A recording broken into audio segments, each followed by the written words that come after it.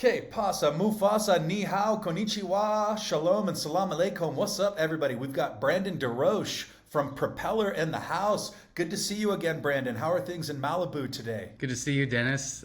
Things are good. They're sunny as usual. Beautiful. Yeah, I love that part of the world. I'm from San Diego, born and raised. I've lived in Malibu for a period of time, and a lot of things to celebrate in that area. So now, I understand that you've been working at the intersection of music, tech, and social impact for the majority of your career, which started as a musician, of course.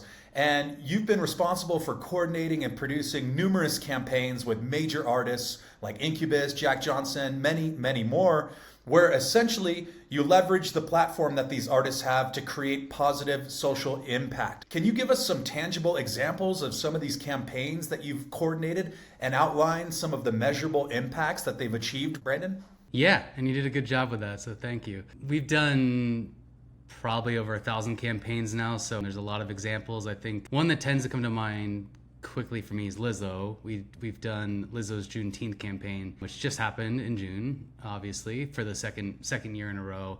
And that started last year, where she has an annual Juneteenth campaign where she gives back. She puts together all kinds of amazing prizes. Last year, the grand prize in the campaign was to win a trip to be Lizzo's big girl for the day in San Francisco, where the winners got to go and bring 3 friends and go on stage and learn dance moves with her and just have all this special time before the show, amongst all kinds of other different prizes and things that were part of it. And what she was trying to do was raise awareness and drive action and raise money for different Black-led grassroots organizations. And so those were organizations she's from all kinds of different places, but Minnesota being one of them. And so different organizations from there, as well as she wanted to support reproductive rights. So that was through Planned Parenthood. And that was like, we launched this campaign, and about, I think within a week after putting it up, the Dobbs decision happened. And so Lizzo already had this campaign that was supporting reproductive rights, and she ended up then giving $500,000 and having Live Nation match $500,000 to give to Planned Parenthood.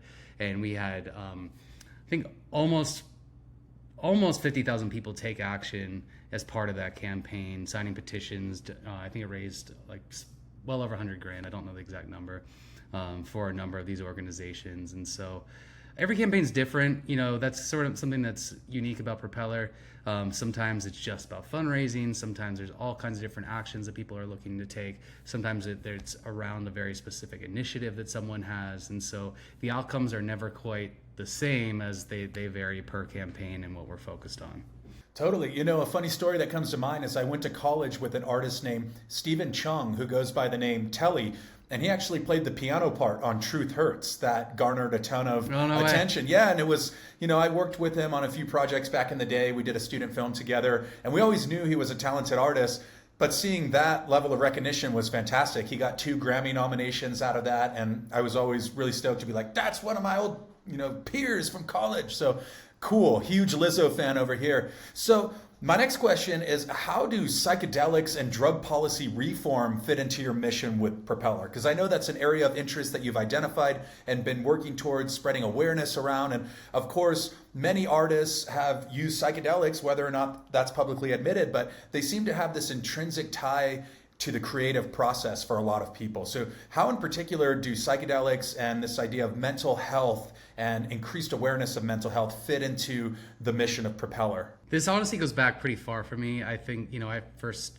tried psychedelics in high school, and they became quickly kind of a big part of my life and influential. And then I played in a band, as you mentioned, and got my bandmates to try mushrooms and these different things that ended up influencing them in a very positive way as well. And I think it's a large part of why I got fixated on this idea, and my band got fixated on the idea of like how we can use a platform for something positive. Like if you have an audience at any level, that can be used for something positive.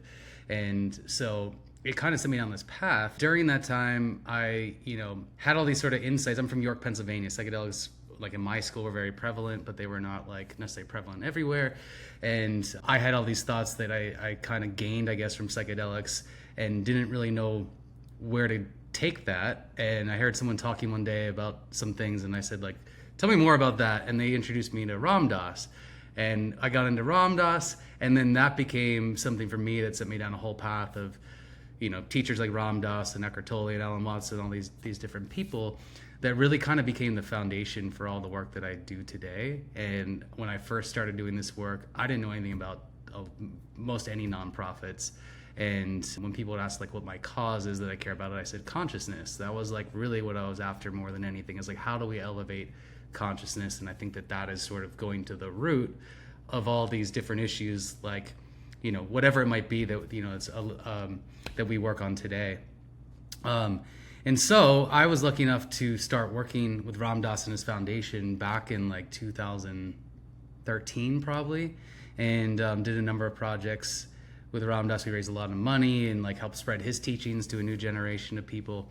And I did some of those with a guy named Justin Beretta, who was an artist in a group called the Glitch Mob, and he, like, those projects with Ram Dass went very well. Justin was always posting on his socials like different news about psychedelics and, you know, different laws that were happening, or like, you know, bills that being introduced and stuff. And I would see this, and I never really thought about psychedelics as a cause. I just, you know, as much as I had been doing around causes, it wasn't really, you know, thinking about how psychedelics could actually fit within the ecosystem of Propeller. And it was just one day it dawned on me, and I reached out to Justin, like, why are we not treating psychedelics as a cause and adding that and doing campaigns around psychedelics? And so him and I really put our heads together, and that was kind of where Portal stemmed from. Was like, you know, we came up with the name, we figured out the mission that we wanted to serve, and started, you know, partnering with different people in the space, and including, you know, outlets like Double Blind, as well as organizations like MAPS and, you know, Heroic Hearts and Fireside Project, and a lot of other organizations that are in the space. And so to me, mental health comes up all the time. Like, so many artists and influencers we work with talk about mental health. Mental health is such a challenging thing that, yes, there's organizations working on things like suicide prevention or suicide, like, crisis hotlines and all these other things, but really, like, to me, it's like, what is going to improve someone's mental health? And you know, I think people are very careful to say psychedelics are not a silver bullet, and I agree with that. But I do think that they are something that can really radically shift perspective quickly in a lot of people. And so to us, we are just saying, hey, this is out here. We want to, Portal's all about the responsible use of psychedelics and how it benefits people's mental health, or how it can benefit people's mental health. And so we're trying to introduce people to that in the right way. And across all of Propeller, it's not just preaching to the choir. I think that that's a big part of what we do for all the organizations and causes that we support. So, you know, Portal can be something for people that already are in the know of psychedelics or in the field, but really we're reaching people that maybe have tried psychedelics in their life, or maybe they're just seeing all this stuff in the news all the time and don't really know much else. And so we're trying to bring them in, introduce them to organizations in the space that are doing great work, and then just all the benefits of psychedelics and how they can join and support the movement overall. So it's relatively new for us. We've been working on Portal for about 2 years, and I really think there's a exciting future of where it can go. 100%. You know, I always tell people, back when I got interested in psychedelics in 2006, there wasn't really a public ecosystem that you could talk about these things, right? And there wasn't an industry or anything like that. But everybody I knew, myself included, who had a cathartic psychedelic experience went and started a band. We got into music. That was the pipeline, right? So, you know, it was pretty commonplace in Southern California, which leads to the next topic I'd love to talk about, which is your collaboration with Incubus and with Brandon Boyd. We met in Austin briefly, and you were on a panel with our mutual friend Devin Phillips, and of course Brandon Boyd and a few other people. And I believe the premise of that panel was talking about how artists can leverage their platforms to publicly discuss psychedelics and the role of psychedelics in their life. And Devin is very amped up on this topic too, about using pop culture as a vehicle for spreading this message, right? There's the psychedelic renaissance, you might call it, or psychedelic research. That's almost like a whole other arm of like people who are academically inclined and reading white papers. But I often say, I didn't come to psychedelics through learning about them from a scientific lens or canon. I came from, you know, eating mushrooms and listening to Radiohead and going, whoa, what is this, right? And like, that's what gets me excited. So what is the role of pop culture in spreading awareness about psychedelics and educating people about psychedelics and mental health? It can probably vary, but I think that the way we view this for psychedelics and any causes we support is just the fact that they have a platform. They have, an audience that listens to them and respects them and is curious to hear what they have to say. And so some artists, this is completely out of left field with any type of cause, and it's, their audience isn't there for that. If you're a big pop star and giving back to causes and activism, all that stuff's not really part of your ethos, it might not really resonate with your fans if you start talking about psychedelics or any cause that you have, because it's just not like part of your DNA. But a lot of artists, especially today, I feel like it's been part of their brand, so to speak, the whole time that they've been in the public sphere. And when they talk about causes, their fans listen. And we've seen this with artists that are, nowhere near the size of a pop star, but can make at least, if not greater of an impact than a superstar can, just because their fans they really have that connection with their fans, and they know it's authentic in what they support. And so I think with the case of psychedelics, the role that a lot of these artists and influencers can play is that as they sort of step out of the psychedelic closet, they're letting their fans know that like this has been part of who they are and what's led to maybe some of their their music or whatever their creative outlet is, and how it's benefited their mental health or whatever else how it's worked for them. I think there's a lot of opportunity with that, again, just being sort of the megaphone for getting this out there to a wider audience and helping to destigmatize the responsible use of psychedelics. I just think that that's kind of the crux of it. And I think, as you said, there's been so many artists that I'm sure psychedelics have played a role in their life, but they have never talked about it publicly. The more artists start to do that, the more it's not taboo for them to do that. And I think that you're going to start seeing a lot more to start to speak up about it. There's been like this circle of artists that I keep seeing, from the Jaden Smiths and the Reggie Watts, and that keep coming up as like the psychedelics music people or what have you, but there's so many more beyond that. And so and that's it. I think with Brandon specifically, with Incubus, I worked for them I used to run their foundation, and I've known them for a long time, going back to my band days, and I knew it was something that had been a part of his life and others in the band's life, and so it was very natural to just bring it up and know that it's something that's just different for a lot of people to talk about. I think similar to how I felt, most artists don't see psychedelics or haven't seen psychedelics as a cause, and so they're being approached all the time by organizations like, around climate change, maybe around cancer, all these things that are important, but like there's so many people that have supported that over the years, and then to get asked to do something around psychedelics just feels new and different, and I think exciting to have that opportunity for people. A major artist who has been hugely influential in my life, and who you may have even worked with, and I'd like to talk about it, also opened my eyes to a lot of these broader causes at a young age, and that was Tom York and Radiohead. And I believe the first time I ever heard of fair trade chocolate was seeing a Tom York ad where he was collaborating with them. And then, seeing all of the different activism that they were doing around the environment and about minimizing their carbon footprint. And like, this came at a seminal age for me when I was 18 years old, headed off to school in San Francisco, just getting really into this band, and then recognizing, wow, by learning more about this band and the platform that they have, I'm actually learning about a ton of other important causes, specifically connected to the environment. And that ended up getting me to want to pursue an environmental studies degree, which I switched to a media degree, and I'm quite happy I did. But it had a huge impact on me at that time, and I suppose that's the result of effective campaigning. And I know that Radiohead has collaborated with Oxfam and with a number of different charities, that probably being one of the most prominent ones. And of course, they did the Tibetan Freedom concerts in the late 90s with REM, and Michael Stipe was very outspoken and continues to be about that. Again, just people using their platform that all of a sudden you want to connect with these causes, you want to learn more about them, and you suddenly become a part of that cause. So did you in fact work with Tom York? Because I think I saw something around there, and can you describe that collaboration? A long time ago, yes. And it was actually predates Propeller.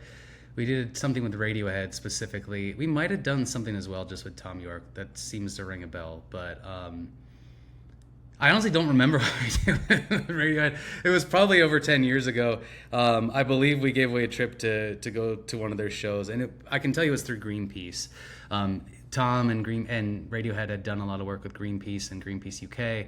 We were doing a lot of work with Greenpeace at the time, and they had such amazing artists that supported their work in the around drilling in the Arctic and a number of other campaigns. And so it was a pretty simple initiative we did, but it was one of the first things I ever did, and so it was very exciting because I'm also a huge Radiohead fan and just fan of all things Tom. Totally. That just stood out to me, so thanks for indulging me in that. So I wish I had a more elaborate story to share with it. I do not, but it was... that's my job, Brandon, is to be a spin doctor and to, maximize the most modest contributions I've made to a project. So good on you for showing some humility. It's really important. Now, I was on the Propeller website and I noticed that you can earn points for various actions. And when I browse the website, I currently have 0 points. I want to change that. How can I start accruing some Propeller points, and what do those earn me? Yes, please do that. You earn them by taking action and creating impact. And so there's all kinds of different ways you can earn points in the platform. Currently on the site, there's a section that just says earn points. You can go in there. We divide that up by what we call our movements, and that's things like all the different organizations that are part of the climate movement that we're supporting, or the psychedelic movement, or LGBTQ rights, and there's a number of different issue areas we're focused on year-round in partnership with leading organizations in all those different categories. And so the actions that you see on the platform are almost entirely from those organizations. Sometimes they're less affiliated with an organization, they're just a straight-up action. But every time you complete those actions or make a donation, you earn points. Those points can be used for things like once-in-a-lifetime experiences, like the trip to meet Lizzo and be her big girl for the day, or going to Paris to meet Justin Bieber, or all kinds of other things that might be more appropriate for your audience as well, depending on who's watching this. And then we also have, and so with the sweepstakes, you're getting a chance to win. The more points you redeem, the more entries you're getting, and you can increase your chances of winning. But ultimately, we press a button and it draws a winner at random.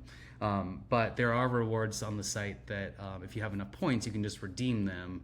So it's not a chance to win, it's automatic. And then we also have ways that you can use your points for philanthropic purposes. So you can use your points to plant trees, which we do with an organization called One Tree Planted. You can use your points to feed people through Feeding America and Conscious Alliance, and we work with End Overdose. You can use your points to basically sponsor drug testing strips at live concerts. Just a number of different ways that the points can be used, and it's something that we're constantly adding to, and we'll continue to have a lot more different ways you can spend your points. But it's all meant to be motivation to get people to come in and take action, and take more action than they would if they weren't getting something in return. And hopefully through that process, they eventually don't care about the points, but it makes it fun. It's sort of a gamified environment, and that's really the intention for it. Is just what we found was that there were so many organizations not able to reach new people, and didn't really know how to effectively engage people. And even when we'd see an artist post about something, if there was no prize involved or anything like that, you'd be shocked at least, around seeing an artist that has maybe tens of millions of Instagram followers that can only send 200 people to a site to take action for a cause, and it feels like this big deal to see that happen, and then ultimately there's not any impact created. Versus what we've seen, when there is a prize involved, that have that initial carrot for the fan, so many more people come and take action, and so that's been sort of the crux of Propeller to date, and likely will always be there. We'll see. Hell yeah. So how do you actually measure the impact, right? There's the idea that which you can measure, you can improve. What are some of the metrics or parameters for how you can quantify the impact that one of your campaigns has achieved? Well, I mean, a lot of the actions are inherently built into Propeller. So we know when someone signs a petition for an organization, donates, watches a video, shares content, pledges to vote, or signs up to get election reminders, all these different actions that are on the platform.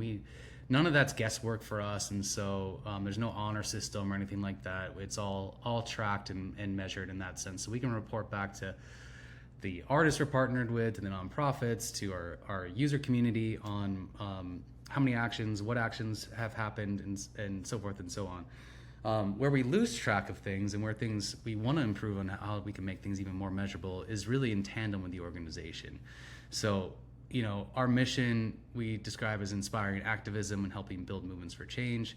When it comes to the movement building, so much of what we're doing is just introducing an organization and then connecting that person with that organization, and then that organization essentially is taking over the communication and continuing to engage them. And so we lose sight of what might happen eventually once they're on an organization's list and all the things that organization is doing.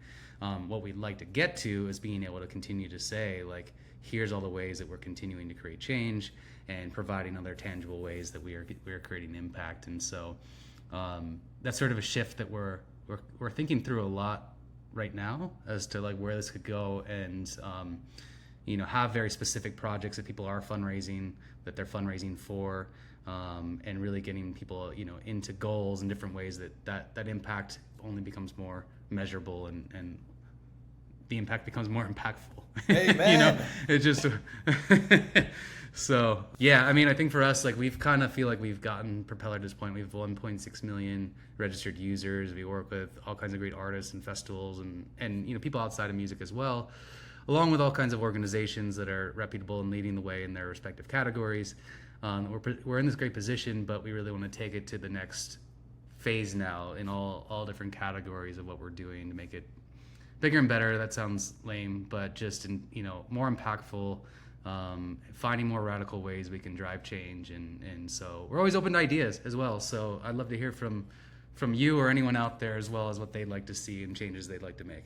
Oh, baby. Yeah, let me sit on that for a minute, but I can definitely contribute something. So let's talk about music and talk about festivals. That's something that drove my involvement in psychedelics from the earliest days. Oftentimes if I had a psychedelic experience, it didn't really kick in until the soundtrack came on. And then, so many good soundtracks, you start going down the rabbit hole, start learning about all these incredible, eccentric artists and oftentimes obscure artists, right, who have this huge impact on you. And I noticed that you put together a panel at Bonnaroo, I believe, and I want to say that already happened. That's a festival I've never been to. It's a rite of passage. I'm a Californian. I've been to Coachella, Outside Lands, all those, but Bonnaroo kind of always, holds its own among any other festival in the world, among the Glastonburys and the Fuji Rocks and all of that. So can you describe a little bit about your experience at Bonnaroo this year and what that panel was all about? Yeah, well, I will say that Bonnaroo to me is a festival that has always held a special place in my heart, and that's because I went there, and my first one was 2009. I had friends in high school who were at the very first one, but it's a 1,000-acre farm in the middle of nowhere, Tennessee, and no offense to the people that live in the Manchester area, but it's not a lot going on down there. And the cool thing about that is that you're similar to like a Burning Man. You're out there, and there's not a lot of hotels around, so like it's really hard to get a hotel.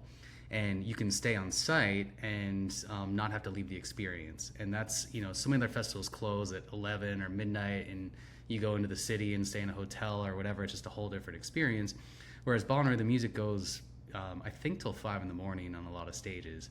And so the opportunity there is, you feel like sometimes it's just warming up at 2 a.m., and you're having this amazing time out on this farm with all these people who are having a shared experience and don't just leave at the end of the night. And so I was always intrigued by Bonnaroo, and it became my favorite festival way back then because of those reasons. And so we've been working with Bonnaroo for the past, I think, 4 or 5 years, and we do a number of different programs with them, both like digitally in advance of the festival as well as during the festival. We work to engage people. This year we proposed doing a panel with them around that was very similar to what you were describing that we did at South by Southwest, and how music, they also included cannabis, can play a role in how psychedelics and cannabis can play a role in music, and that can span a number of different topics, from creativity to artists using their platform. I ended up not being on the panel, even though I organized it, because I had to go deal with some other things that were happening at the time.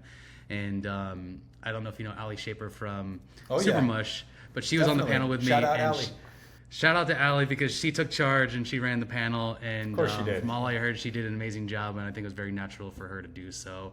And it was very well attended, which was, I think, the good news is that there was a lot of people there that were very interested in the topic, and I think that we'll look to do something again in the future at Bonnaroo around this, a similar topic around psychedelics. Hell yeah. Well, next time someone bails out, hit me up. I'm there. So You're in. Let's go. You're in. Hell yeah. Now, let's talk about that Denver Portal event, because I had an amazing time. We missed each other there, but I came despite the pounding hail. And for anybody who is unaware of this event, it was an incredible event. And the hail and the weather around it were completely out of pocket. Like, there were people standing in line for 2 hours just getting pounded with hail. You still managed to fill up that venue. Everybody had a great time. And I know that the headlining artist Bonobo was forced to cancel because of the weather. So how did that event pan out for you? Because I had a blast, let me tell you, from my angle. Well, thank you so much, and I'm happy you were there and you made it in and had a great time. I think that was the case for most people that made it in. We felt, we felt torn at the end of it because we felt very proud that the event happened and we pulled it off. Because the reason I did not do the psychedelics panel at Bonnaroo was because I found out while I was there that the venue we had been planning on for 4 months did not get its permit. And so that was at Bonnaroo, and then by the time we found a new venue, we had about 3 days to change venues into the venue where it was, which that venue, the staff was extremely accommodating. We're extremely grateful that they allowed us to do it there, and we made it happen. What we had planned for the Sports Castle was just a completely different setting. It was this 1920s Chrysler dealership, and had these grand staircases and chandeliers, and it was we were going to use 5 out of the 6 floors, each with different programming, and so we had to basically retrofit that into a new venue with 3 days notice. And then by the time we opened up the doors, as you noted, crazy storm, hail, all of that, and the whole thing was just one blow after the next as far as like the roller coaster of it all. And so again, very proud it happened. I didn't expect it to be easy. I just didn't know it was going to be like one blow after the next. And then we, Bonobo, because of the weather, had an emergency landing. I think he was stuck in New Mexico, and then was trying to get a private plane, and we didn't find out till midnight that night that he officially was not going to be able to make it. And so obviously a bummer. But we're going to do more events. Everything's a learning experience for us. We had never done anything on that scale before. We've done smaller, like 200-person events.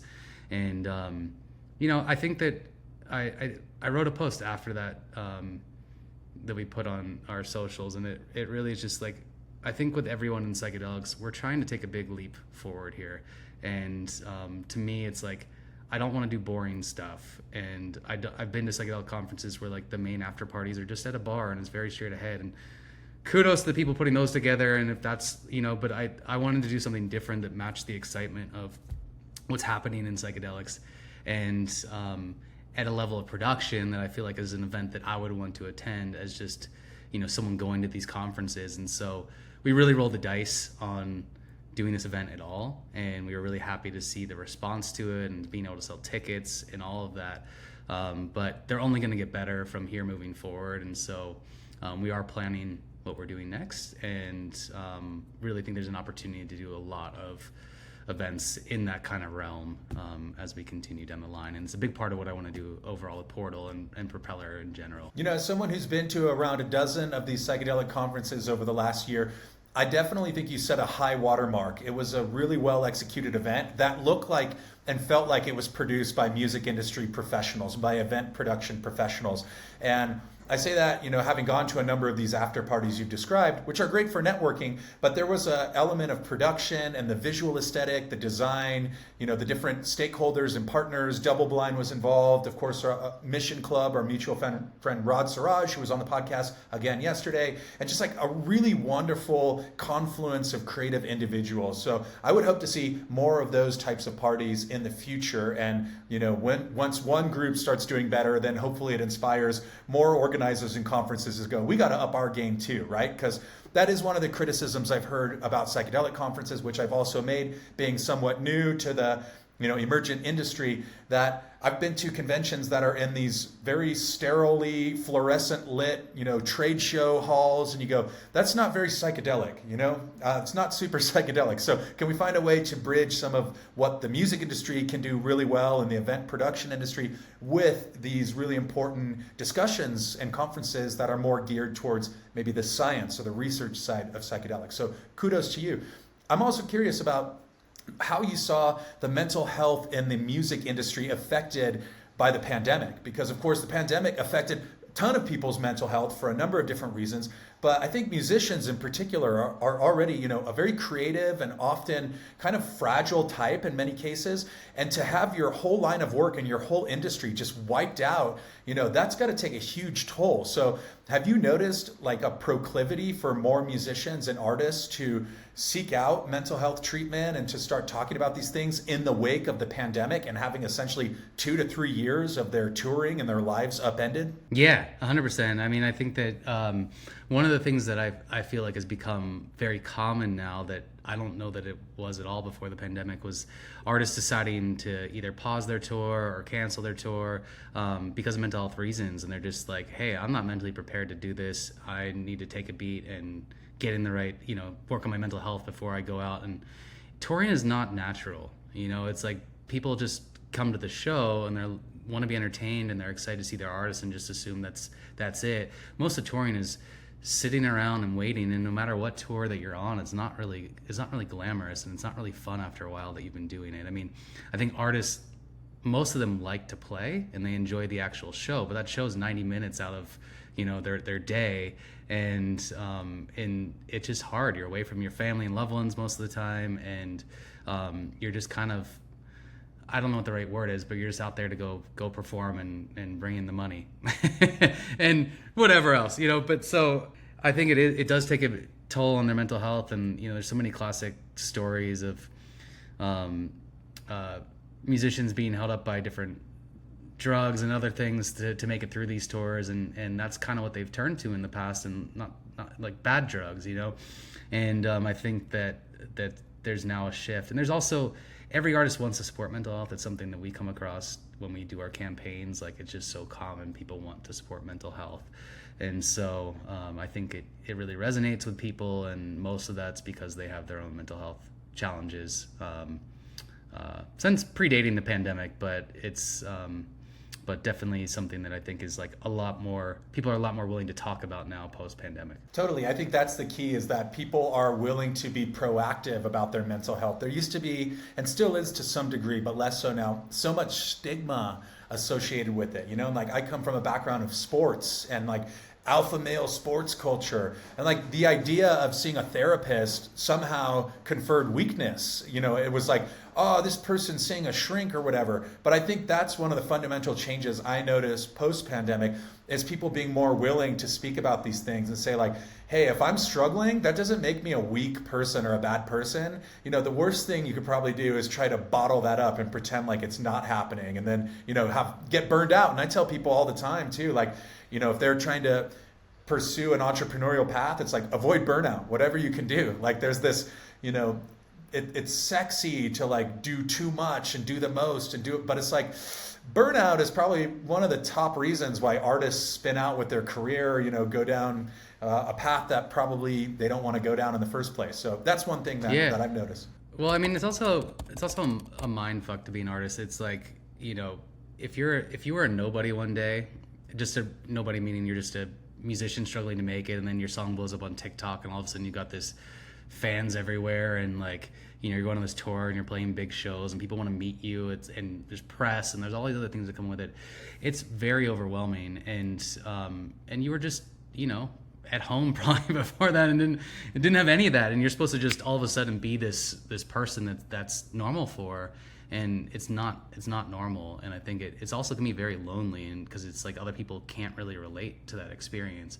So I mean, I experienced this on a very, very small level when I was 18, and I was in a band right out of high school and started getting some attention from people. And if we had gone on to be a big band overnight, I don't know what would happen. I feel like we'd be egomaniacs and eventually have some sort of crisis, mental health crisis, like breakdown of some sort. Cause it's very challenging. So I do have, there's a lot of glamour and stuff that it looks like happening with a lot of the artists and people that have that sort of fame, but there's so much dark side to it as well, or things that are not glamorous, that are easy for people or for the public to miss. And it's so impressive when there is an artist or a band who's able to build like a sustainable touring career. And there are certain artists that I will see every time they come through town or I'm near to them. And one of those is the Flaming Lips. Hands down, my favorite live act. Just got to see them in Denver. Shout out to Mike and Donick and Reggie and everyone in the Good Trip team. And they just put on such a phenomenal show. Steve Poltz is another one. He's based in Nashville. I just love him. He's got kind of a cult following, and I'm one of the devotees. And so many more, but those immediately come to mind. Reggie Watts, I'll see him anytime I get a chance, just like an insanely talented individual and creative. Who are some of your favorite live acts to catch? I've seen Paul McCartney a bunch of times. The first time at Coachella in like 2009, after taking acid. And so that was just a big moment in my life, when I was 25 or so. And a show I'll never forget. And I ended up seeing him a couple other times after that. So just a massive one that I actually didn't realize I was going to be that into. Even though I love the Beatles and all that, I just didn't know if I would truly care. And it's just such a phenomenal show. I've seen Bon Iver a lot, but there are a lot of Bon Iver shows that were some of my favorite shows I've ever been to. I saw him for the first time in the Hollywood Forever Cemetery back in like 2009, and he played at sunrise, but the gates opened at midnight the night before, and like they had DJ set, they played the movie Bottle Rocket, they did Planet Earth Jungle Edition, then they had a 45-minute chant from the Buddhist monks of Los Angeles, and then all of a sudden as like the sun's just starting to come up, all this fog rolled in, and then they went on the stage, and it was just like a surreal moment. And those are the kinds of shows that I love, is when artists are doing something that's truly unique. I love going to see a good band or any artist that has a great show, but like when it's something that is outside of just like, sort of a stale amphitheater, soulless amphitheater, and they're doing something truly different to give their fans like a real experience, like those are the events I really lean into, and also the type of events I want to create. But Radiohead, as you mentioned, like that's another big one for me. I've seen Radiohead a number of times, and it's always been an amazing show. Yeah, man, I'd love to see Bon Iver. I'm a big Justin Vernon fan and haven't caught him yet, but I've seen one of their live performances on YouTube at the Sydney Opera House, and they do an a cappella rendition of Heavenly Father. And like, that's one of those songs that just gets me every time, And one of the things I really love about the live performance aspect is oftentimes the energy of a song sometimes benefits more from being in this kind of chaotic live environment. Sometimes I think like the studio version is a little bit too sterile, even of a beautiful song. And like, that's a great example of that, where like the voice is cracking, but it's just, it's something that couldn't really be replicated in the studio. And I love that particular rendition. And that's one of the reasons I love festivals too, is, I'm in my mid-30s now, so I'm not super into camping, even though I'm about to go to Hungary next week and camp for a week at a Psytrance festival. Lord help me. But like, I love seeing a ton of bands at once, and like going to Coachella or Treasure Island or Outside Lands. Hardly Strictly Bluegrass is one of my favorites in San Francisco. You get to see, 100 artists. And like, I might not go out of my way to see a Tiesto concert, but if Tiesto is playing on Saturday night at Coachella, I'm there, I'm having a great time. And that's one of my, I like to share that with people. It's like, go to a festival and see 100 or 150 bands in 3 days. That would be virtually impossible to see all of these live at one place. So you mentioned Bonnaroo being a quintessential festival that you had a big connection and continue to have a connection with. What are some of the other festivals you've been to that you're a fan of? I've been to a lot. I mean, I think Outside Lands is a beautiful festival. It's some of the same people that created Bonnaroo, and it has sort of that Burning Man spirit to it, but it's still like, still has the commercial side of it as well. But it's at Golden Gate Park, so it does close down early, but or like, I don't know, time 11 o'clock, 10 or 11 o'clock. But the setting is beautiful. All the decor and stuff that they do is very cool, and they always have a good lineup. So I really love that festival. Lightning in a Bottle is a very cool festival. I haven't been in a while since it's been at a new venue, but I just, I think especially for people that are into psychedelics, it's, Burning Man light in some ways, but and I'm not as a not meant in a disrespectful way. I think it's amazing. Oh, my favorite festival I've ever been to is a festival called Day Zero Festival in Tulum.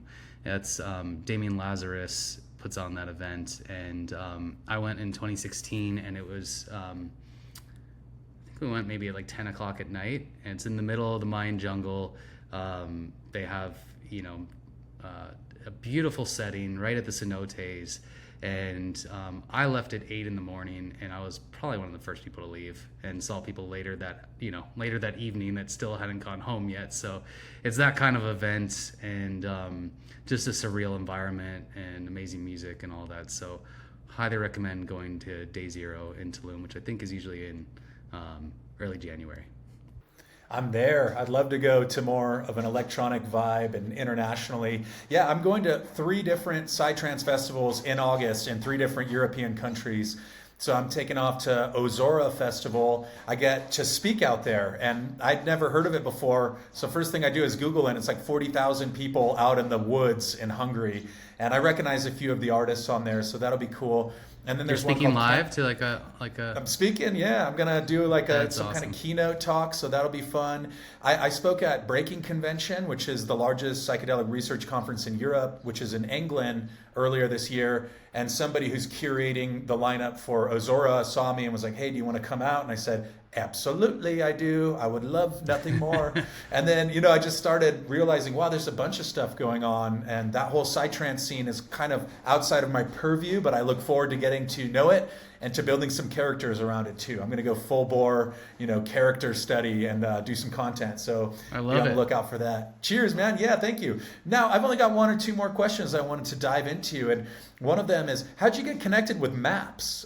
They are such an impressive organization for so many reasons, and I also think that they harbor this really unique point of influence in psychedelics where they connect so many different communities. That was one of my takeaways from psychedelic science, is like the sheer diversity of the different stakeholders and movements which kind of folded under or joined forces with MAPS for this conference was super impressive. How did you get connected with them, and can you speak about any ongoing collaborations you might have? Yeah, so when we first started putting together Portal, Shelby and everyone at Double Blind were very instrumental in connecting us with organizations that they knew and respected, and referred us to and introduced us to. And so I honestly don't remember if she introduced us to MAPS. I feel like she might have, but otherwise we might have just reached out cold and told them what we were trying to do and connected with them. And it's been sort of an ongoing but simple collaboration. You mentioned Devin. Like Devin and I, obviously, because we're working on similar things, like we collaborate quite a bit on the panel, and he was initially going to come to the Bonnaroo panel, and then other things as far as artist partnerships and so forth. MAPS is on Propeller as part of Portal. We were constantly bringing in people to take action for MAPS, both in terms of like simple things like learning who they are, joining their email list, to making donations for them, and different actions that land somewhere in between there. I think there's a lot more we could be doing with MAPS, and hopefully will be, but as you mentioned, they're certainly like the pivotal organization within the psychedelic space, and great connectors, and I think they're good collaborators with other organizations as well. It's been what I would tell you is that I think is interesting is MAPS is the leader, and if you're in psychedelics you have to know MAPS, but a lot of people that are not in psychedelics never heard of MAPS, and if they don't know MAPS they probably don't know Fireside Project or Shakruna or Heroic Hearts or these other organizations that are doing great work in the space as well. And I had a meeting with a bunch of music managers last year. We were talking a lot about psychedelics and Portal, and I said, who here has heard of MAPS? And not a single one of them raised their hand. And that to me is like an indicator of where the space has yet to go. And it's also what I think is really exciting is that we just assume after you get in the space that everyone would know MAPS. But as you dig into it, there's still a lot of awareness to be driven, and that means that there's a lot of growth that can certainly still happen. And so I'm really excited about just the future of where organizations like MAPS continue to go to. Yeah, they're so nebulous is the word I use for it, where it's like, but I agree, I was a psychonaut for 15 years before I had heard of MAPS. And then I got brought into the fold a little bit. I've got a Rick Doblin puppet right here, actually, that they hooked it up with. So, but they just got a wonderful sense of humor, big fan of what they're doing. And a lot of the organizations you mentioned, Shelby's been on the podcast. I'm a fan of hers as well. A lot of people doing great work. So, it's, I guess at this point, it's about amplifying that work to as broad of an audience or population as possible. So last question I have for you, Brandon, is what are you working on right now? Well, I think, June, the whole year for us, honestly, was such a sprint. And we've had growth this year with Propeller that we've never had before. It's been our biggest year by leaps and bounds. And that's been really exciting to see. And like the volume of things we've been doing has been more than we've ever taken on. And we're a small team. And so it's been exhausting. And then the event was something that I personally have been working on for about 4 months, the Portal event in Denver. And on top of that, we had Bonnaroo, we had Liz's Juneteenth campaign, and a number of other things that happened in June. So June ended up being our biggest month we've ever had. And but I knew it was going to be exhausting. And I was really, as much as I was excited for the event and all that, I was really excited to get on the other side of it. And so now I'm finally at that point, and I'm really focused on answering your question for myself. Like, what is next? Where does Propeller go? And there's a few areas that I know I want to lean into more, and that is the live events. I think there's a real opportunity with creating really unique events with Portal and other things, other issues and so forth that are not to say big festivals, but they're like smaller, boutique, really unique events. And so as part of that, we're doing a series of after parties at Red Rocks. So we have a partnership with Red Rocks Amphitheater. Propellers at every Red Rocks show.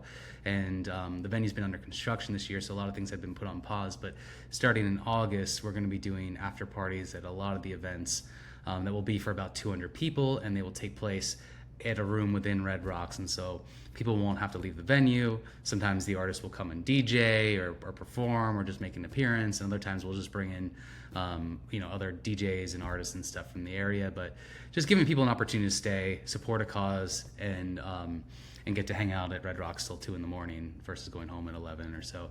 So that's a big part of it. And then I think for us, we're trying to find a lot of other ways to drive impact, as I was talking about earlier, and how we share those stories.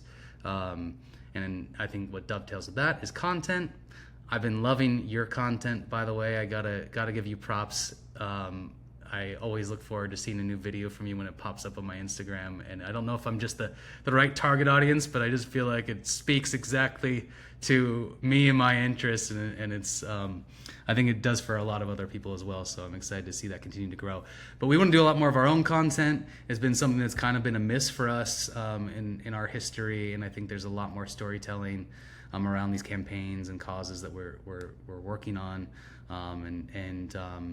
And so I'm excited to dive more into that side of things as well. But yeah, it's in a lot of ways kind of pressing the reset button. It might not seem like a drastic change to the public, but for us, it's just really rethinking about, like, I always go back to this. What excites me? What are the things that I want to wake up and be pumped to work on every day? And like the things that I'm just going through the motions on, I want to like get rid of those and stop doing them.